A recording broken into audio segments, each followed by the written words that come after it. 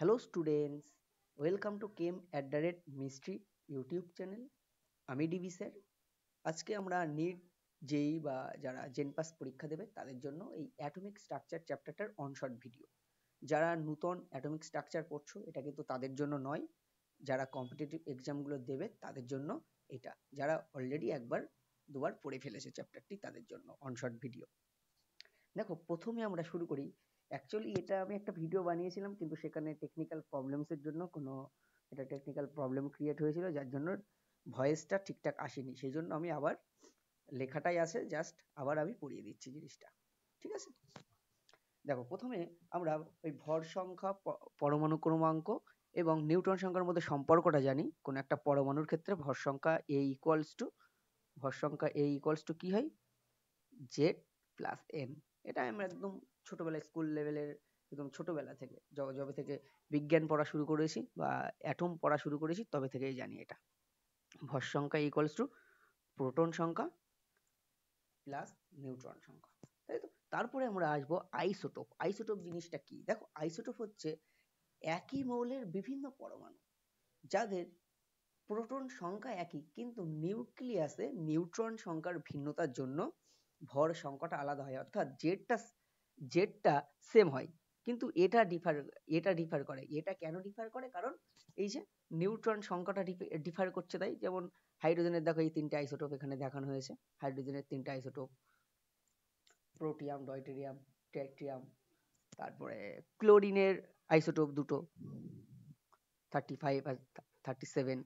কার্বনের আইসোটোপ তিনটে এখানে দেখানো হয়েছে। তাহলে আইসোটোপ মনে রাখবে, আইসোটোপ লাস্টে প, তাহলে প্রোটন সংখ্যা সেম কিন্তু ভর সংখ্যা আলাদা। আইসোটোপ, ওই টোপ, প থেকে প্রোটন সংখ্যা সেম মনে রাখবে। আর আইসো মানে সমান, তাহলে প্রোটন সংখ্যা সমান। এই ট্রিকে মনে রাখবে। এবার আইসোবার, বার আর ভর এরকম একটা সিমিলার জিনিস। তাহলে ওই আইসোবার মানে মনে রাখবে প্রোটন সংখ্যাটা ডিফার করছে, আর প্রোটন সংখ্যা ডিফার করছে মানে মৌলটা পাল্টে যাবে, তাই তো? কিন্তু ভর সংখ্যাটা সেম, অর্থাৎ ভর সংখ্যাটা সেম হবে কিন্তু প্রোটন সংখ্যাটা ডিফারেন্ট। যেমন আর্গন আর ক্যালসিয়াম দুটো, এখানে দেখো আর্গন 40 আর ক্যালসিয়াম 40। এখানে প্রোটন সংখ্যাটা দুটো কিন্তু আলাদা, কিন্তু ভর সংখ্যাটা কিন্তু একই। অর্থাৎ পরমাণু ক্রমাঙ্ক আলাদা হলেও ভর সংখ্যা সেম হচ্ছে, তারা আইসোবার। আইসোটোন, টোন দন্তান্ন, সেখান থেকে তাহলে নিউট্রন সেম, তাই তো? তাহলে এখানে বেসিক্যালি জেডটা ডিফার করবে, তাই তো? অর্থাৎ জেডটা ডিফারেন্ট হবে, অর্থাৎ পরমাণু ক্রমাঙ্ক ডিফারেন্ট হবে, কিন্তু নিউট্রন সংখ্যাটা সেম হবে, তাই তো? তাহলে অবশ্যই জেডটা ডিফার করবে মানে দুটো ভিন্ন মৌলের পরমাণু নিউক্লিয়াস এখানে কনসিডার করতে হবে। দেখো, এখানে হাইড্রোজেনের আইসোটোপ, হাইড্রোজেনের ট্রাইটিয়াম আর হিলিয়ামের এই যে মৌলটা, এখানে প্রোটন সংখ্যা দেখো আলাদা, এখানে 1, এখানে 2। এবার আমরা যদি জানি a minus Z equals to N, তাহলে a minus Z equals to যদি এন হয়, তাহলে 3 মাইনাস 1 দ্যাট ইজ 2, যেটা হাইড্রোজেনের ওই আইসোটোপটার ক্ষেত্রে। আর এইখানে তাহলে এরা দুজন পরস্পরের আইসোটোন, কারণ এদের নিউট্রন সংখ্যা সেম। আর 4 মাইনাস 2 2, তাহলে দু জায়গায় কিন্তু নিউট্রন সংখ্যাটা সেম, তাই তো? তাহলে নিউট্রন সংখ্যা যেহেতু সেম, তাহলে এন সেম, এনটা সেম হবে। এনটা সেম হলেই তারা আইসোটোন হবে পরস্পরের। তাহলে এখানে এই দুটো পরস্পরের আইসোটোন। আচ্ছা, আইসো ইলেকট্রনিক সম ইলেকট্রনীয়স। তাহলে যেসব আয়ন, বেসিক্যালি ক্যাটায়ন বা অ্যানায়ন, যাদের ইলেকট্রন সংখ্যা সেম হবে, তাহলে যে সমস্ত ক্যাটায়ন বা অ্যানায়নের ইলেকট্রন সংখ্যা সেম, তাই তো, তাদেরকে আমরা বলি আইসো ইলেকট্রনিক স্পিসিস। তাহলে এইখানে দেখো Na প্লাস, এখানে প্রোটন সংখ্যা সোডিয়াম সবাই জানো 11 প্রোটন সংখ্যা, তাহলে ইলেকট্রন সংখ্যা এখানে যেহেতু Na প্লাস একটা ইলেকট্রন বেরিয়ে গেছে, তাহলে কি হবে? 10। তারপরে দেখো F মাইনাস, ফ্লোরিনের আমরা সবাই জানি প্রোটন সংখ্যা 9, তাহলে ফ্লোরিন মাইনাস মানে ইলেকট্রন গ্রহণ করেছে, তাই তো অ্যানায়নে পরিণত হয়, তাই তো? তাহলে 10 হবে ইলেকট্রন সংখ্যা। তারপরে O2 মাইনাস, যেখানে পরমাণু ক্রমাঙ্ক 8 বা প্রোটন সংখ্যা 8, তাহলে ইলেকট্রন সংখ্যাও 8, অক্সিজেন পরমাণু, তাহলে O2 মাইনাস মানে দুটো ইলেকট্রন গ্রহণ করেছে, তার মানে ইলেকট্রন সংখ্যা কিন্তু 10, তাই তো? তাহলে এরা কিন্তু আইসো ইলেকট্রনিক এই তিনজন কিন্তু আইসো ইলেকট্রনিক। বা এদের সাথে N3 মাইনাস বা Mg2 প্লাস বা Al3+, তোমরা দেখবে এরা সবাই কিন্তু আইসো ইলেকট্রনিক, এদের সাথে আইসো ইলেকট্রনিক। ঠিক আছে, আচ্ছা একই রকম ভাবে আমরা যদি বলি এটা মাইনাস আর Cl-, তাহলে H2- এর প্রোটন সংখ্যা কত? সালফারের প্রোটন সংখ্যা কত? 16। ক্লোরিনের প্রোটন সংখ্যা 17। এবার H2- মানে দুটো ইলেকট্রন গ্রহণ করেছে, তার মানে ইলেকট্রন সংখ্যা 18। এখানে একটা ইলেকট্রন গ্রহণ করেছে মানে 17 + 1 মানে 18টা ইলেকট্রন। তাহলে এরাও দুজন কি আইসো ইলেকট্রনিক, এরা দুজনও, তাই তো? তাহলে আর এইটা বেসিক্যালি এটা বোঝানোর জন্য বলছিলাম, ইলেকট্রন ত্যাগ করলে সে ক্যাটায়নে পরিণত হয়, আর ইলেকট্রন গ্রহণ করলে সে অ্যানায়নে পরিণত হয়। পরমাণু ইলেকট্রন ত্যাগ করলে ক্যাটায়নে পরিণত হয়, ইলেকট্রন গ্রহণ করলে সে অ্যানায়নে পরিণত হয়। আইসোস্টার এখানে বেসিক্যালি মলিকুল, সেই সমস্ত মলিকুল যেখানে যে মলিকুলটা সমসংখ্যক পরমাণু দিয়ে গঠিত এবং সমান সংখ্যক ইলেকট্রন থাকবে, অর্থাৎ দুটো অণু যাদের মধ্যে পরমাণুর সংখ্যা সমান এবং অ্যাজ ওয়েল অ্যাজ ইলেকট্রনের সংখ্যা সমান। বোঝা গেল? তাহলে দুটো অণু, দুটো মলিকিউল যাদের মধ্যে পরমাণুর সংখ্যা সমান অ্যাজ ওয়েল অ্যাজ ইলেকট্রনের সংখ্যাও সমান, তারা আইসোস্টার, তাই তো? যেমন এখানে কার্বন ডাই অক্সাইড আর নাইট্রাস অক্সাইড N2O। ঠিক আছে, তাহলে এইখানে দেখো অ্যাটমের সংখ্যা কত? কার্বন ডাই অক্সাইডে কার্বন একটা, অক্সিজেন দুটো, তার মানে 3টে। এখানে N2O মানে নাইট্রোজেন দুটো, অক্সিজেন একটা, এখানেও পরমাণুর সংখ্যা 3টে। তাহলে দু জায়গায় কিন্তু সমান সংখ্যক পরমাণু আছে, কার্বন ডাই অক্সাইড এবং নাইট্রাস অক্সাইড। তাই তো? এবার ইলেকট্রন দেখো, কার্বনের জন্য কটা ইলেকট্রন? কার্বন 6টা আর অক্সিজেন 8টা, তাহলে 2 × 8 মানে 16, 16 + 6 মানে 22, তাই তো? একই রকম ভাবে N2O তে ইলেকট্রন সংখ্যা 7 × 2 + 8 অক্সিজেনের জন্য, অর্থাৎ 14 + 8 মানে 22। তাহলে দু জায়গায় ইলেকট্রনের সংখ্যা সমান এবং পরমাণুর সংখ্যাও সমান।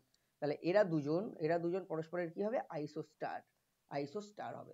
তাহলে দুটো মলিকুল যাদের মধ্যে সম্পর্কটা এইরকম, পরমাণুর সংখ্যাও সেম অ্যাজ ওয়েল অ্যাজ ইলেকট্রনের সংখ্যাও সেম, তারা পরস্পরের আইসোস্টার। এবার তোমরা জানো ওয়েভ, যেহেতু তরঙ্গ, ম্যাক্সওয়েলের তড়িৎচুম্বকীয় তরঙ্গ পড়েছো, তাই তো? আলোর কণা ধর্ম বা আলোর তরঙ্গ ধর্ম, তাই তো?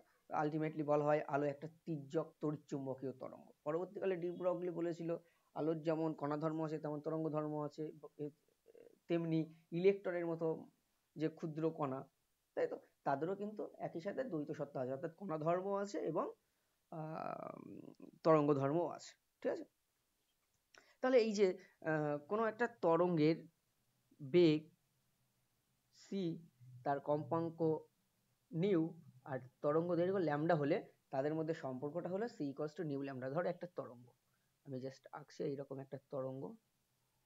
তাহলে এই যে দুটো তরঙ্গ শীর্ষ পরপর কনজিকিউটিভ দুটো তরঙ্গ শীর্ষের মধ্যে যে দূরত্ব, সেটাকে বলা হয় ল্যামডা। আর একটা পার্টিকুলার পয়েন্টের মধ্যে দিয়ে যতগুলো পূর্ণ তরঙ্গ 1 সেকেন্ডে পাস আউট করে, সেটা হচ্ছে ফ্রিকোয়েন্সি, তাই তো? তাহলে সাপোজ যদি আমি বলি এইটা দেখো একটা পূর্ণ তরঙ্গ, এইটা একটা ফুল ওয়েভ, তাই তো? এইরকম তাহলে এই জিনিসটার কম্পাঙ্ক যা হবে, এর থেকে এই জিনিসটার কম্পাঙ্ক বেশি হবে, তাই তো? নিচের যে জিনিসটা, এটার কম্পাঙ্ক বেশি, এর কম্পাঙ্ক কিন্তু কম, তাই তো? তাহলে এইটা মনে রাখবে c = নিউ ল্যামডা, এবং যেখানে c এর মান 3 × 10⁸ মিটার/সেকেন্ড, শূন্যস্থানে আলোর বেগ বা তরঙ্গের বেগ, শূন্যস্থানে আলোর বেগ। আচ্ছা, নিউ বার একটা নতুন জিনিস, যেটাকে আমরা বলছি ওয়েভ নাম্বার। কি বলছি? ওয়েভ নাম্বার, তরঙ্গ সংখ্যা। এই তরঙ্গ সংখ্যা = 1/λ, মানে 1/λ, তাই তো? তাহলে সেটাকে আবার আমরা ওই যে c = নিউ ল্যামডা, এই সম্পর্ক বসিয়ে দিয়ে আমরা পেয়ে যেতে পারি এইরকম ভাবে, নিউ বার = নিউ/c, তাই তো? অর্থাৎ নিউ বার = আমরা বলতে পারি নিউ/c। ঠিক আছে, এটা মনে রাখবে। তাহলে এই ধরনের সম্পর্কগুলো কিন্তু বিভিন্ন শর্ট কোয়েশ্চেন থাকে, এমসিকিউ থাকে, সেইগুলোতে কিন্তু কাজে লাগে, প্রচুর কাজে লাগে। আচ্ছা, এখনো হার্ডকোর জায়গায় ঢুকিনি। এবার প্ল্যাঙ্ক কোয়ান্টাম থিওরি। প্ল্যাঙ্কস এর যে থিওরিটা, প্ল্যাঙ্কস বলেছিল এনার্জিটা কন্টিনিউয়াস ভাবে অ্যাবজর্ব বা এমিট হয় না, সেটা ডিসক্রিট অ্যামাউন্টে অ্যাবজর্ব করে বা ডিসক্রিট অ্যামাউন্টে করে। ঠিক আছে, কোয়ান্টাইজেশন অফ এনার্জি, সেটা দিয়েই বলা হয়েছিল। সেখান থেকে E = hc নিউ, যেখানে h টা প্ল্যাঙ্ক কনস্ট্যান্ট, যার মান 6.626 × 10⁻⁶ -34 জুল ইন্টু সেকেন্ড। ঠিক আছে, তাহলে E equals to H new. তাহলে এক একটা ফোটনের শক্তি হচ্ছে এইচ নিউ। তাহলে 1 মোল ফোটনের শক্তি কত হবে? 1 মোল ফোটনের শক্তি হবে 1 আইনস্টাইন, অর্থাৎ Na ইন্টু এইচ নিউ, যেখানে n এর মান অ্যাভোগাড্রো সংখ্যার মান 6.022 ইন্টু 10⁻23। এইগুলো মাথায় রাখবে। আইনস্টাইন এনার্জি মানে 1 মোল ফোটনের শক্তি, that is Na h nu. এবং এই যে এটা ক্যালকুলেট করতে পারবে যদি কম্পাঙ্ক জানো বা তরঙ্গ দৈর্ঘ্য জানো, কারণ আমরা আবার জানি c equals to nu lambda, সেই সম্পর্ক দিয়ে E equals to H nu তো জানি, তার সাথে সাথে এখানে বসিয়ে দিতে পারি h C by lambda. E equals to ল্যামডার সাথে কিন্তু এনার্জিটা ইনভার্সলি প্রপোর্শনাল। ঠিক আছে, এবার photo electric effect. Photo electric effect বলতে কি বলছে? একটা মেটাল সারফেস আছে, সেখানে যদি আলো পড়ে, এবং আইনস্টাইনের সেই রিলেটেড একটা সমীকরণ আছে, সেইটাই আমি বলবো এখানে, সেটা নিয়েই আলোচনা করব। একটা মেটাল সারফেস, সেখানে লাইট পড়লো, মানে ফোটন, তার এনার্জি এইচ নিউ, এবং আইনস্টাইন বলছে যে ফোটনটা ওই ধাতব পৃষ্ঠে পড়ছে, হয় দু রকম পসিবিলিটি হতে পারে, হয় সে পুরোটা এনার্জি ইলেকট্রনকে দিয়ে দেবে ধাতব পৃষ্ঠের, না হলে সে তার পুরোটা এনার্জি নিয়ে প্রতিফলিত হবে। তাহলে আমরা যদি ধরি সেই পুরোটা এনার্জি ওই ইলেকট্রনকে দিয়ে দিচ্ছে, তাহলে ইলেকট্রন সেই এনার্জি দুটো ভাবে কাজ করতে পারে। একটা হচ্ছে তার কার্য অপেক্ষক, মানে সারফেস ধাতুর থেকে বেরোনোর জন্য যে শক্তি লাগে, আর একটা হচ্ছে তার গতিশক্তিতে কাজে লাগে, তাই তো? তাহলে এইচ নিউটা ইকুয়ালস টু, আমরা এইভাবে বলতে পারি, H nu equals to H nu 0 plus half M V max square.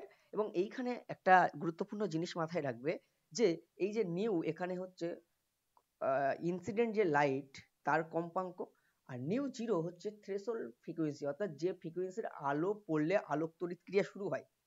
অর্থাৎ আলোক তড়িৎ ক্রিয়া হওয়ার জন্য একটা ন্যূনতম ফ্রিকোয়েন্সি দরকার, যে ফ্রিকোয়েন্সির আলো না পড়লে আলোক তড়িৎ ক্রিয়া হবেই না, ইনিশিয়েট হবেই না, তাহলে সেটাকে বলা হয় থ্রেশহোল্ড ফ্রিকোয়েন্সি। একই রকম ভাবে এটাকে এই ইকুয়ালস টু আমরা জানি এইচ নিউ, এবং সেখান থেকে আমরা জানি এইচ সি বাই ল্যামডা, তাহলে সেই সম্পর্ক দিয়ে বসিয়ে H C by lambda equals to H C by lambda 0 বা ল্যামডা নটও বলতে পারো অনেকে, plus half M V max square. তাহলে এই সমীকরণটা মনে রাখতে পারো, এখান দিয়ে অনেক কোশ্চেন পড়ে। ঠিক আছে, তাহলে ফটো ইলেকট্রিক এফেক্ট সংক্রান্ত।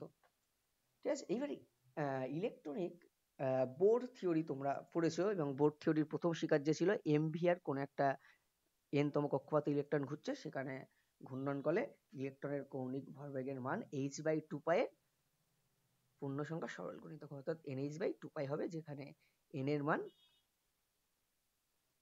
1 2 3 4। এবার আরেকটা কথা কিন্তু বলেছিল, মানে বোর থিওরির, আমি একটু এই জিনিসটা বলি, বোর থিওরির একটু ছোট্ট করে বলে দিই, যে যখন একটা পার্টিকুলার স্টেটে ইলেকট্রন ঘুরবে বা পার্টিকুলার কক্ষে ইলেকট্রন ঘুরবে, তখন সে কোনরূপ শক্তি শোষণও করবে না, বর্জনও করবে না। তাহলে এই সব এক একটা পার্টিকুলার শক্তির যে কক্ষগুলো আছে বা কক্ষগুলো আছে, কক্ষ বেসিক্যালি কক্ষ মানে শেলগুলো আছে, কক্ষগুলোতে যখন ইলেকট্রন ঘুরবে, তখন সে কোনরূপ শক্তি বর্জনও করবে না, শোষণও করবে না। তাহলে এই সমস্ত এই কক্ষগুলোকে স্টেশনারি অরবিট বলা হয়, সুস্থির কক্ষপথ। আর এর এনার্জিটা স্থির, কিন্তু একটা সুস্থির কক্ষপথ থেকে ইলেকট্রন, যেটা থার্ড অ্যাজাম্পশনে বলছে বোর, একটা সুস্থির কক্ষপথ থেকে ইলেকট্রন আর একটা সুস্থির কক্ষপথে নেমে আসতে পারে। যদি উচ্চতর শক্তি স্তর থেকে নিম্নতর শক্তি স্তরে ইলেকট্রন নেমে আসে, তাহলে সে এনার্জি এমিট করবে। যদি নিম্নতর শক্তি স্তর থেকে উচ্চতর শক্তি স্তরে যায়, তাহলে সে এনার্জি অ্যাবজর্ব করে যাবে। এবার ধরো এখানে এন টু উচ্চতর শক্তি স্তর, এন ওয়ানটা নিম্নতর শক্তি স্তর, তাই তো? তাহলে ইলেকট্রনটা কি করলো, উচ্চতর শক্তি স্তর থেকে নিম্নতর শক্তি স্তরে নেমে আসলো, তার মানে সে কিন্তু তরঙ্গের আকারে এনার্জি এমিট করবে, যেটার মানটা এইচ নিউ এর সাথে সমান হবে। অর্থাৎ এখানে এর এনার্জি যদি E2 হয় আর এনার্জি যদি E1 হয়, তাহলে delta E equals two E2 minus E1, that is equals to H new হবে। বোঝা গেল? এটা হচ্ছে থার্ড স্বীকার্য। এবার রিডবার্গ ইকুয়েশন, এইটা খুব ভালো করে মনে রাখবে, খুব ইম্পর্টেন্ট। রিডবার্গ ইকুয়েশন মানে যে কম্পাঙ্কের আলো বিকিরণ করছে, অর্থাৎ যে তরঙ্গটাকে ছাড়ছে, যে বিকিরণটাকে ছাড়ছে, তার তরঙ্গ সংখ্যা বা তরঙ্গ দৈর্ঘ্য নির্ণয় করার জন্য এই সূত্রটা আমাদের কাজে লাগবে। এটা হচ্ছে রিডবার্গ। ধরো এখানে n2টা হচ্ছে উচ্চতর শক্তি স্তর, আর n1টা নিম্নতর শক্তি স্তর, জেডটা হচ্ছে পরমাণু ক্রমাঙ্ক, আর এই আরটা হচ্ছে রিডবার্গ কনস্ট্যান্ট, যার মানটা 109678 সেন্টিমিটার ইনভার্স। এখন এইবার লাইন স্পেকট্রাম, তাহলে লাইন স্পেকট্রামে বেসিক্যালি পরপর পরপর 6টা বিজ্ঞানীর নাম যদি তোমরা মনে রাখতে পারো, লিম্যান, বামার, প্যাশেন, ব্র্যাকেট, ফুন্ড, হামফ্রিস, তাই তো? এইরকম পরপর পরপর যদি 6টা নাম মনে রাখতে পারো, তাহলে আমি একটু বলে দিই, এখানে দুটো আমি একটু ডিটেলসে বলছি বা 3টে ডিটেলসে বলছি, বাকিগুলো বই দেখে দেখে নেবে, কোনো ব্যাপার না। যদি যে কোনো উচ্চতর জায়গা থেকে ইলেকট্রন 1 নম্বর শক্তি স্তরে নেমে আসে, তাহলে আমরা যে সিরিজের বর্ণালী পাই সেটা হচ্ছে লিম্যান সিরিজের বর্ণালী। তাহলে ওই ইকুয়েশনটা চেঞ্জ হয়ে এটা দাঁড়াবে। তাহলে লিম্যান সিরিজের ক্ষেত্রে কিন্তু এই সমীকরণটা থাকবে। এবার হাইড্রোজেনের ক্ষেত্রে কি Z আবার 1, তাহলে Z1 বসিয়ে দাও, তাহলে হাইড্রোজেনের ক্ষেত্রে লিম্যান সিরিজের যে সমীকরণ, লিম্যান সিরিজের যে রিডব্যাক ইকুয়েশন, সেটা কিন্তু এই, ঠিক আছে? যেখানে n এর মানটা কিন্তু 1 অপেক্ষা উচ্চতর, মানে 2 3 4 ডট ডট ডট যা কিছু তাই হতে পারে। বামার বলতে কি, মানে যে কোনো উচ্চতর জায়গা থেকে যদি ইলেকট্রন 2 নম্বর কক্ষে নেমে আসে, তাহলে আমরা যে সিরিজের বর্ণালী পাই সেটাকে বলি বামার সিরিজ। এই বামার সিরিজটাকে কিন্তু খালি চোখে দেখতে পাই, কারণ এইখানে যে বর্ণালীটা তৈরি হয় তার তরঙ্গ দৈর্ঘ্যটা, যে বিকিরণটা তৈরি হয় তার তরঙ্গ দৈর্ঘ্যটা ভিজিবল রেঞ্জের মধ্যে পড়ে, অর্থাৎ 400 থেকে 800 ন্যানোমিটারের মধ্যে পড়ে। সেই জন্য এটাকে আমরা দেখতে পাই। এবং এর যে করেসপন্ডিং রিডবার্গ ইকুয়েশন সেটা ইকুয়ালস টু এইটা হবে, দেখো, ঠিক আছে? যেখানে n এর মান 2 অপেক্ষা উচ্চতর, 3 4 5 হবে। এবার এখন কথা হচ্ছে, কিছু কোশ্চেন পড়ে এই রকম, বামার সিরিজের ক্ষেত্রে হ্রস্বতম তরঙ্গ দৈর্ঘ্যের কত হবে, তার তরঙ্গ সংখ্যা বা তরঙ্গ দৈর্ঘ্য কত হবে, বা দীর্ঘতম তরঙ্গ দৈর্ঘ্যটা। তখন দেখো একটা জিনিস এইটা ভাববে, ইনফিনিটি থেকে একে আসতে পারে যদি লিম্যান সিরিজ বলি, তাই তো? যদি লিম্যান সিরিজ বলি, তাই তো? তাই তো? তাহলে বিভিন্ন উচ্চতর জায়গা থেকে যদি 1 নম্বরে নেমে আসে, ধরো আমি বলছি এইখানে, এইখান থেকে এইখানে, এখান থেকে এখানে, তাহলে এর জন্য আমরা কি পাবো? লিম্যান পাবো, লিম্যান সিরিজের বর্ণালী, লিম্যান সিরিজের। আর যদি বিভিন্ন উচ্চতর জায়গা থেকে 2 নম্বর কক্ষে নেমে আসে, তাহলে আমরা সেটা কি পাবো? বামার, তাই তো? বামার সিরিজের বর্ণালী, বামার সিরিজের বর্ণালী। ক্লিয়ার? এখন কথা হচ্ছে, এই যে সম্পর্কটা মনে রাখবে, E equals to hc by lambda বা delta E equals to hc by lambda, তাহলে এনার্জি গ্যাপ দুটো শক্তি স্তরের যদি কাছাকাছি হয়, অর্থাৎ 1 নম্বর 2 নম্বর বা 2 নম্বর 3 নম্বর, বেসিক্যালি বামার সিরিজ বললে তখন 2 3 কাছাকাছি, তাই তো? আর লিম্যান সিরিজ বললে 2 1 কাছাকাছি, মানে বেসিক্যালি এইভাবে আমি বলছি, তাই তো? তাহলে ল্যামডা ম্যাক্স তখন হবে যদি এনার্জি গ্যাপ কম হয়, আর ল্যামডা মিনিমাম তখন হবে যদি এনার্জি গ্যাপ বেশি হয়।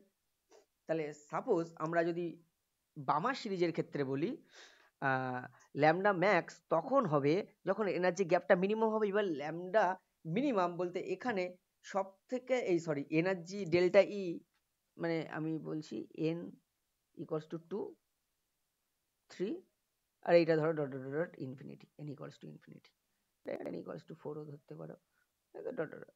এবার এই ইনফিনিটি থেকে নেমে আসলে এনার্জি গ্যাপটা ম্যাক্সিমাম, আর 3 থেকে নেমে আসলে এনার্জি গ্যাপটা মিনিমাম। তাহলে এনার্জি গ্যাপ মিনিমাম কোথায়? ইলেকট্রন যদি বামার সিরিজের ক্ষেত্রে 3 নম্বর থেকে 2 নম্বরে নেমে আসে, তাহলে এনার্জি গ্যাপ মিনিমাম। তাহলে এনার্জি গ্যাপ মিনিমাম মানে কি? আমরা বলেছি delta E inversely proportional to lambda, তাহলে ল্যামডা হবে ম্যাক্সিমাম। এনার্জি গ্যাপ মিনিমাম মানে ল্যামডা ম্যাক্সিমাম, তাই তো? তাহলে এইখানে কিন্তু এই ট্রানজিশনটার ক্ষেত্রে, অর্থাৎ n3 থেকে বামার সিরিজে, n3 থেকে অবশ্যই মনে রাখবে বামার সিরিজে, যেহেতু 2 নম্বরে নেমে আসছে বলছি, 2 নম্বরে নেমে আসাই মানে বামার সিরিজের বর্ণালী। তাহলে n3 থেকে n2 তে নেমে আসলে, n3 থেকে n2 তে নেমে আসলে কিন্তু ল্যামডা আমরা ম্যাক্সিমাম পাবো, অর্থাৎ দীর্ঘতম তরঙ্গ দৈর্ঘ্যটা পাবো। আর যদি ল্যামডা ইনফিনিটি থেকে ল্যামডা 2 তে নেমে আসে, তাহলে বামার সিরিজের ক্ষেত্রে আমরা এনার্জি গ্যাপটা যেহেতু ম্যাক্সিমাম, ইনফিনিটির আর 2 এর মধ্যে যে গ্যাপটা সেটা ম্যাক্সিমাম হয়ে যাচ্ছে বামার সিরিজের ক্ষেত্রে, তাহলে ল্যামডা এনার্জি গ্যাপটা ম্যাক্সিমাম হওয়ার জন্য ল্যামডাটা কিন্তু মিনিমাম, তাহলে হ্রস্বতর তরঙ্গ দৈর্ঘ্য আলো পাওয়া যাবে, বিকিরণ পাওয়া যাবে, তাই তো? এইভাবেই কিন্তু রিডবার্গ সমীকরণে ওই মান n এর মান n1 বা n2 এর মান বসিয়ে দিয়ে আমরা তার করেসপন্ডিং ল্যামডাটা বের করে নিতে পারি, বা তরঙ্গ সংখ্যা নিউ বারটা বের করে নিতে পারি, ঠিক আছে? ইন জেনারেল মনে রাখবে, নিউ বার রিডবার্গ সমীকরণে একটা জেড স্কোয়ার টার্ম থাকে, আর যদি হাইড্রোজেন অ্যাটম বলে তাহলে ওই জেড স্কোয়ার টার্মটা বিলুপ্ত হয়ে যায়। কেন? কারণ জেড ইকুয়ালস টু 1 হাইড্রোজেনের ক্ষেত্রে, তাই তো? ঠিক আছে? তাহলে নিউ বার ইকুয়ালস টু হয়ে যায় 1 over lambda equals to r into 1 by n1 square minus 1 by n2 square. ঠিক আছে। এবার দেখো হাইড্রোজেন লাইক সিস্টেমের ক্ষেত্রে আর এন এন তম কক্ষের ব্যাসার্ধের রাশিমালা, সেটা equals to N square H square by 4 pi M Z square. এবার হাইড্রোজেন যদি তোমরা ভাবো, তাহলে হাইড্রোজেনের ক্ষেত্রে জেড ইকুয়ালস টু 1, এবং এখানে যে রাশিগুলো আছে এইচ, পাই, এম ইলেকট্রনের ভর, ইলেকট্রনের চার্জ ই, এদের মান যদি বসাও, এবং প্রথম কক্ষের ক্ষেত্রে যদি ব্যাসার্ধ মানে এন এর মানটা অন বসাও, এন এর মানটা যদি অন বসাও, তাহলে প্রথম কক্ষের ব্যাসার্ধের মানটা আংস্ট্রম এককে 0.529 আংস্ট্রম, দ্যাট ইজ আমরা এইভাবে বলতে পারি প্রায় 0.53 আংস্ট্রম, 0.53 আংস্ট্রম, তাই তো? এবং এখান থেকে আমরা এই আর1 আর আরএন কে ভাগ করলে যেটা পাই, সেটা অ্যাকচুয়ালি এরকম একটা সম্পর্ক পাই, Rn equals to R1 into n square. এই সম্পর্কগুলো কিন্তু মনে রাখতে হবে, অঙ্ক করার ক্ষেত্রে লাগবে। এবং এই R1টাকে আমরা এ নট বলতে পারি, যেটার মান কিন্তু এক্ষুনি বললাম 0.529 আংস্ট্রম, তাই তো? তাহলে এখানে আমরা হাইড্রোজেনের ক্ষেত্রে আমরা বলতে পারি Rn equals to A0 into n square. কিন্তু যারা হাইড্রোজেন, যে হাইড্রোজেন ব্যতীত, তাহলে হিলিয়াম প্লাস, ঠিক আছে, লিথিয়াম 2+, তাহলে এদের ক্ষেত্রে, যাদের ক্ষেত্রে সিঙ্গেল ইলেকট্রন থাকে, তাদের ক্ষেত্রে কিন্তু বোর তত্ত্ব প্রযোজ্য, অর্থাৎ বোর তত্ত্ব হিলিয়াম প্লাস, লিথিয়াম 2+, বেরিলিয়াম 3+, এদের ক্ষেত্রেও প্রযোজ্য। হাইড্রোজেন তো প্রযোজ্য, এবং হাইড্রোজেন লাইক, তাই তো, লিথিয়াম 2+, বেরিলিয়াম, যাদের ক্ষেত্রে সিঙ্গেল ইলেকট্রন আসে, তাহলে এই যে এদের ক্ষেত্রে ইকুয়েশনটা কি রকম হবে? এদের ক্ষেত্রে যেটা হবে, হাইড্রোজেন লাইক যেহেতু এরা, তাহলে হাইড্রোজেন লাইক হওয়ার জন্য এদের ক্ষেত্রে একটা জেডটা অন না, জেড টার্মটা থেকে যাবে। এবার যার ক্ষেত্রে জেড যত সেটা বসবে, তাহলে এইখানে কিন্তু আর এন ইকুয়ালস টু হয়ে যাবে a naught into n square by z. এটা কিন্তু মাথায় রাখবে, এটা অবশ্যই আংস্ট্রম এককে যদি বসাও, এর মানটা এ নটটা 0.052 সরি 0.529 আংস্ট্রম এককে যদি বসাও, তাহলে এটা আংস্ট্রম এককে মানটা আসবে। ঠিক আছে, ঠিক আছে। তাহলে আলটিমেটলি মনে রাখবে এটা, যে আর n equals to a naught into n square by z. এটা ইন জেনারেল, ইন জেনারেল, বুঝা গেল? অন্য কালি দিয়ে লিখি একটু, তাহলে সুবিধা হবে, এখানে লাল লাল ওভারল্যাপ হয়ে যাচ্ছে। কি বললাম, এইটা মনে রাখবে। হাইড্রোজেন হলে জেডটা অন বসিয়ে দেবে, এই যে, ঠিক আছে, a naught into n square by z, এটা আলটিমেটলি, যেখানে এ নটের মানটা 0.529 বা 0.53 লিখতে পারো কাট অফ করে।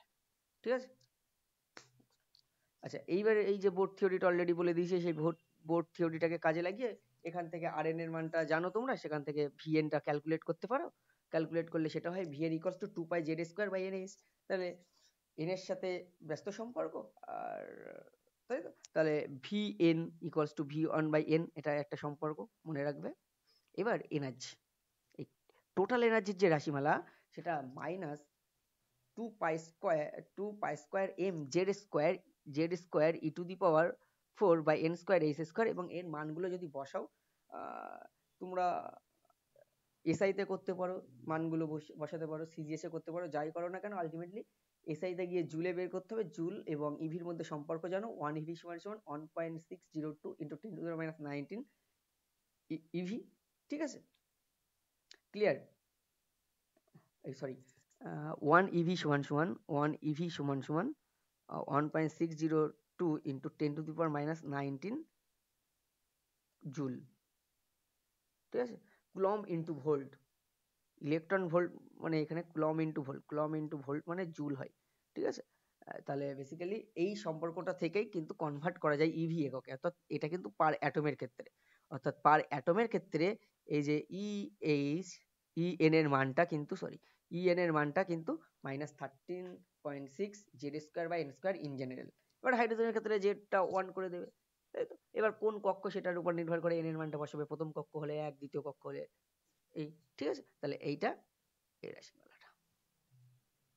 হাইড্রোজেনের ক্ষেত্রে এটা জেড স্কোয়ার টার্মটা বিলুপ্ত হয়ে যায়, -13.6 এন স্কোয়ার ইভি পার অ্যাটম। এবার ই ওয়ানটা যদি হাইড্রোজেনের ক্ষেত্রে বলা হয়, ই ওয়ানটা প্রথম গ্রাউন্ড স্টেটের এনার্জি কত, -13.6 ইভি। ঠিক আছে, এবার ই এন এর সাথে ই ওয়ান এর সম্পর্কটা এইরূপ, সেটা ক্যালকুলেশন করলেই পাওয়া যায়। আচ্ছা, প্রিন্সিপাল কোয়ান্টাম নাম্বার দেখো এন দিয়ে প্রকাশ করা হয়, অ্যাজিমুথাল কোয়ান্টাম নাম্বার এল দিয়ে, ম্যাগনেটিক কোয়ান্টাম নাম্বার এম দিয়ে, আর স্পিন কোয়ান্টাম নাম্বার এস দিয়ে। অর্থাৎ প্রিন্সিপাল কোয়ান্টাম নাম্বারের সাহায্যে আমরা ইলেকট্রনটা কোন শেলে আছে সেটা বলতে পারি, অর্থাৎ ইলেকট্রনের প্রকৃতি অবস্থান এইগুলো বর্ণনা করার জন্য আমাদের 4টে কোয়ান্টাম সংখ্যার প্রয়োজন। মুখ্য কোয়ান্টাম সংখ্যা যেটা n, যেটা শেল নির্দেশ করে। গৌণ কোয়ান্টাম সংখ্যা l, যেটা অ্যাকচুয়ালি কোন উপকক্ষে ইলেকট্রন আছে সেটা নির্দেশ করে। m, কোন কক্ষকে ইলেকট্রন আছে, উপকক্ষগুলো আবার স্প্লিট করে যায়, ঠিক আছে, স্প্লিট করে গিয়ে কক্ষক তৈরি করে, সেই কক্ষকগুলো ত্রিমাত্রিক জায়গা। তারপরে স্পিন কোয়ান্টাম নাম্বার দিয়ে আমরা বলতে পারি কোন স্পিনে ইলেকট্রন আছে, অর্থাৎ সেটা ক্লকওয়াইজ ঘূর্ণনে আছে না অ্যান্টি ক্লকওয়াইজ ঘূর্ণনে আছে, ঠিক আছে। তাহলে এই যে এন এর মান দিয়ে আমরা প্রথম কক্ষ, n1 মানে প্রথম কক্ষ, n2 মানে দ্বিতীয় কক্ষ, কে শেল, এল শেল, এরকম ভাবে কোরিলেট করি। আচ্ছা, এল বলতে সাবশেল। এবার এল এর মানটা নির্ভর করে n এর মানের উপর। n এর যে কোনো মানের জন্য এল এর মান হবে 0 to n-1 এক একক গ্যাপে গ্যাপে। As per example for n equals to 3 হলে এল এর মান 0, 1, 2 হবে, তাই তো? তাহলে 0, 1, 2, তাহলে n এর মান 3 হলে এল এর মান হবে 0, 1, 2। এইবার এখানে কোড মনে রাখবে, এল এর মান 0 মানে এস উপকক্ষ, এল এর মান 1 মানে পি উপকক্ষ, এল এর মান 2 মানে ডি উপকক্ষ, এল এর মান 3 মানে এফ উপকক্ষ। এখন এম দিয়ে আমরা কি নির্দেশ করি? এম মানে ম্যাগনেটিক কোয়ান্টাম নাম্বার দিয়ে অরবিটালসকে ডিনোট করি, অরবিটালস, তাই তো? তাহলে এল এর যে কোনো মানের জন্য, এখানে মনে রাখবে এল এর যে কোনো মানের জন্য এম এর মানটা হবে -L টু +L পর্যন্ত, এবং কতগুলো মান থাকবে? 2L + n সংখ্যক মান থাকবে এম এর। তাহলে as per example for D subshell, তাহলে ডি উপকক্ষের ক্ষেত্রে এল এর মান তো 2, 0, 1, 2, 3 এরকম, এস পি ডি এফ বলেছি, তাহলে 2, তাই তো? এল এর মান 2 বলতে এম এর মান কি হবে? -2, -1, 0, +1, +2 এক একক গ্যাপে গ্যাপে আমি বলেছি। টোটাল 5টা মান দেখো, 12 + 1 ক্যালকুলেট করলেই 5টা মান বেরিয়ে যাবে। দেখো এখানে 5টা মান বেরিয়ে এসেছে, ক্লিয়ার? তাহলে 5টা কক্ষক আছে, তাহলে সেটা বক্স ডায়াগ্রামে এইভাবে দেখানো হয়। দেখো 5টা কক্ষক দিকে, তাহলে এল এর যে কোনো মানের জন্য কিন্তু এম এর মান -L থেকে +L হয়। এবার কোন একটা উপকক্ষে ইলেকট্রনের কৌণিক ভরবেগের মান কত, সেটা অ্যাকচুয়ালি নির্ভর করে, সেটার মানটা হয় √L × L+1 × h/2π, ঠিক আছে, ক্লিয়ার এটা? আর এটা তাহলে সাবশেলের ক্ষেত্রে ম্যাগনেটিক অ্যাঙ্গুলার মোমেন্টামের মান। আর কোনো একটা তোমরা হুন্ডের সূত্র, পাউলির অপবর্জন নীতি এগুলো পড়ে নেবে। যখন ইলেকট্রন পূর্তি হয় তখন কোনো একটা পার্টিকুলার উপকক্ষে ইলেকট্রন পূর্তি প্রক্রিয়ায় প্রথমে ইলেকট্রনগুলি এককভাবে কক্ষকগুলিতে জায়গা নেবে, তাই তো? তারপরে পুরোপুরি প্রত্যেকটা কক্ষক এককভাবে পূর্ণ হয়ে যাওয়ার পরে কিন্তু ইলেকট্রন পেয়ার আপ করবে, এবং এই পেয়ার আপটা কিন্তু অপোজিট স্পিনে হবে।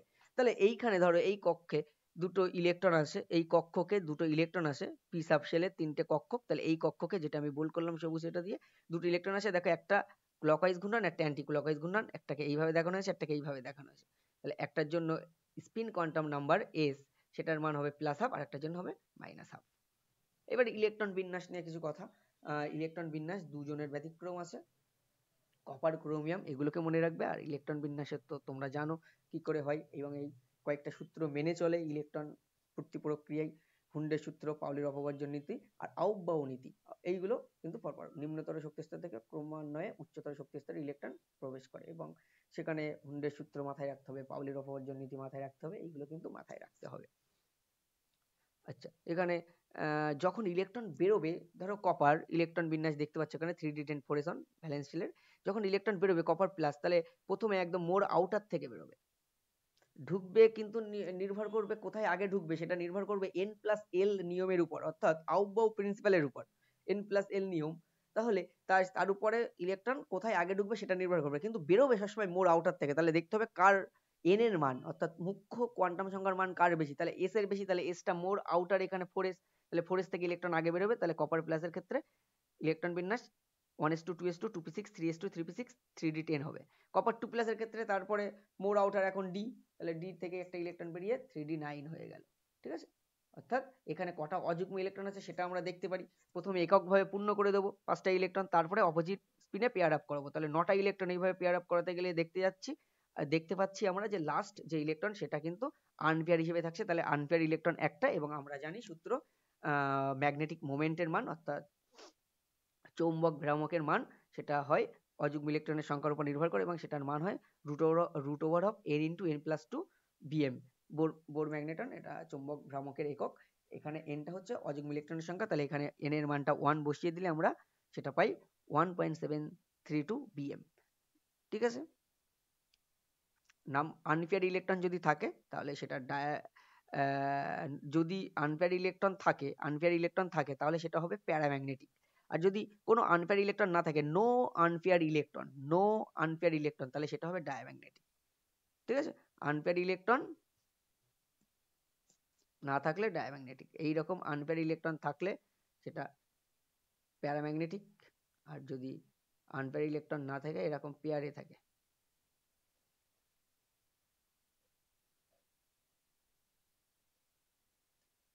তাই তো, তাহলে এইটা হয়ে যাবে ডায়াম্যাগনেটিক, আর এইটার ক্ষেত্রে হয়ে যাবে প্যারাম্যাগনেটিক। ঠিক আছে, এটা ডায়াম্যাগনেটিক। ক্লিয়ার? তাহলে Fe3+ এর ক্ষেত্রে ম্যাগনেটিক মোমেন্টের মান Fe3+ এর ইলেকট্রন বিন্যাস করে ফেলতে হবে, তার আগে আয়রনের ইলেকট্রন বিন্যাস করে Fe3+ এর ইলেকট্রন বিন্যাস করে দেখো, এখানে নাম্বার অফ আনপেয়ার ইলেকট্রন 5টা হয়েছে। তাহলে 5টা আনপেয়ার ইলেকট্রন হওয়ার জন্য এখানে ম্যাগনেটিক মোমেন্টের মান √35 bm বেরিয়েছে। এবার রেডিয়াল নোডের সংখ্যার সূত্র মনে রাখবে, ওরিও পর্বের সংখ্যা। নোড বলতে কি, যেখানে ইলেকট্রন ডেনসিটি 0, সেটা হচ্ছে নোড। এবার এরিয়াল ডেনসিটি সূত্রটা বলছে কি, n-l-1, যেখানে nটা মুখ্য কোয়ান্টাম সংখ্যা, lটা গৌণ কোয়ান্টাম সংখ্যা। তাহলে p অরবিটালের ক্ষেত্রে 3p অরবিটালের ক্ষেত্রে n এর মান এখানে 3, যেহেতু এই 3, আর l এর মান যেহেতু p অরবিটাল, তাহলে l এর মান 1, সেই জন্য এখানে অরীয় পর্বের সংখ্যা হবে l 3-1 - 1, দ্যাট ইজ, আমরা এই সূত্র বসালাম, n-l-1, that is 3-1 - 1, that is 1। তাহলে একটা অরীয় পর্ব আছে, অর্থাৎ একটা রেডিয়াল নোড আছে। ঠিক আছে, রেডিয়াল নোড অরীয় পর্ব। আর অ্যাঙ্গুলার নোডের সংখ্যাটা হয় সবসময় গৌণ কোয়ান্টাম সংখ্যার সঙ্গে সমান l, অর্থাৎ number of angular node equals to l। 3s এর ক্ষেত্রে যেহেতু s এর মান s হলে l এর মান 0 হয়, তাহলে অ্যাঙ্গুলার নোড কৌণিক নোডের সংখ্যা কিন্তু 0। 3D এর ক্ষেত্রে কৌণিক নোড কত হবে? 2 হবে। আর রেডিয়াল নোড কত হবে? সূত্র 3D বলতে n-l-1 বসাও, দেখো 0। তাহলে টোটাল নোড হবে n-l-1 plus l, that is n-1। এটা হচ্ছে টোটাল নোড। তাহলে টোটাল নোডের সংখ্যা এখানে ক্যালকুলেট করা হলো 2। ক্লিয়ার? বোঝা গেল? ভালোভাবে দেখবে এগুলো। আচ্ছা, ডি ব্রগলি ওয়েভলেন্থ দ্বৈত সত্তা ল্যামডা ইকুয়ালস টু h/mv, সেখান থেকে আমরা একটা সম্পর্কে যেতে পারি, ইলেকট্রনের গতিশক্তি জানি 12 mv², সেই থেকে আমরা এই সম্পর্কটা পাই, ল্যামডা ইকুয়ালস টু h/√2m_e। এই সম্পর্কটা কিন্তু খুব কাজের সম্পর্ক, এইখানে দেখানো হয়েছে, এই যে, ঠিক আছে। বা আরেকটা, যদি কিউ চার্জ ভি ভোল্টের মধ্য দিয়ে যায় এবং তার ভর m হয়, তাহলে ল্যামডা ইকুয়ালস টু হয় h/√2m_qv। আর হাফ মানে হাইজেনবার্গ আনসার্টেনটি প্রিন্সিপাল বলছে আমরা একই সঙ্গে অবস্থান এবং ভরবেগ প্রিসাইজলি ডিটারমাইন করতে পারি না মাইক্রোস্কোপিক পার্টিকেলের ক্ষেত্রে। তাহলে অবস্থান নির্ণয়ের ত্রুটি ডেল্টা এক্স এবং অবস্থান নির্ণয়ের ত্রুটি, অর্থাৎ পজিশন নির্ণয়ের যে ত্রুটি, সেটা যদি ডেল্টা এক্স হয়, এবং মোমেন্টাম নির্ণয়ের যে ত্রুটি, অর্থাৎ ভরবেগ নির্ণয়ের যে ত্রুটি, সেটা যদি ডেল্টা px হয়, তাহলে সেটা ইকুয়ালস টু, এটা অ্যালজেব্রা অপারেটরটাকে ও একটু সলভ করেছিল কোয়ান্টাম মেকানিক্যালি, সেটার মানটা delta x into delta px greater than equals to h/2 হয়, যেখানে h ইকুয়ালস টু h/2π। তাহলে delta x into delta px greater than equals to h/4π হয়। এইটাকে কিন্তু এই যে ডেল্টা px এর মান বসিয়ে দিয়ে delta x into delta vx equals to greater than equals to h/4πm হয়। যখন অঙ্ক করবে তখন ইকুয়াল টু ধরেই করবে, অসুবিধা নেই। আর এনার্জি টাইমের রেসপেক্টে কিন্তু delta E into delta T greater than equals to h/4π হয়, এটাও মনে রাখবে। এভাবে অনেক এমসিকিউ দেয় বেসিক্যালি। তাহলে এই যে হাইজেনবার্গ আনসার্টেনটি প্রিন্সিপালের কিন্তু অনেক অঙ্ক থাকে, সেগুলো কিন্তু করার চেষ্টা করবে। তারপরে ডি ব্রগলি খুব একটা ভালো পার্ট, এই সূত্রটা। তারপরে ল্যামডা ইকুয়ালস টু, যেটা বললাম, h/mv, বা এই ফর্মটা ল্যামডা ইকুয়ালস টু, এটা ল্যামডা, হ্যাঁ, ল্যামডা ইকুয়ালস টু h/√2me। তাহলে এই যে ফর্মগুলো কিন্তু খুব কাজের, ল্যামডা, হ্যাঁ, বোঝা গেল? তাহলে আজকে এই পর্যন্তই। অলরেডি এটা একদিন দিয়ে আমি রেকর্ড করেছিলাম, কিন্তু সাউন্ড ঠিকঠাক আসেনি বলে আমি আপলোড করতে পারিনি। আজকে দিলাম, তোমরা দেখে নাও, জাস্ট একটা রিভিশন টাইপের। ঠিক আছে, অবশ্যই যারা নিট বা যেই দেবে, এবার 12 দিলে তাদের ক্ষেত্রে একটা রিভিশনের স্কোপ হয়ে গেল, তোমরা রিভিশন দিয়ে নিতে পারবে। আজকের লেকচার এই পর্যন্ত, পরবর্তী লেকচারে দেখা হবে। ততক্ষণ ভালো থাকো, সুস্থ থাকো, আর চ্যানেলটিতে নতুন হলে অবশ্যই চ্যানেলটিকে সাবস্ক্রাইব করবে এবং বন্ধুদের কাছে এই ভিডিওগুলো শেয়ার করবে, অর্থাৎ চ্যানেলটিকে সাবস্ক্রাইব করতে বলবে।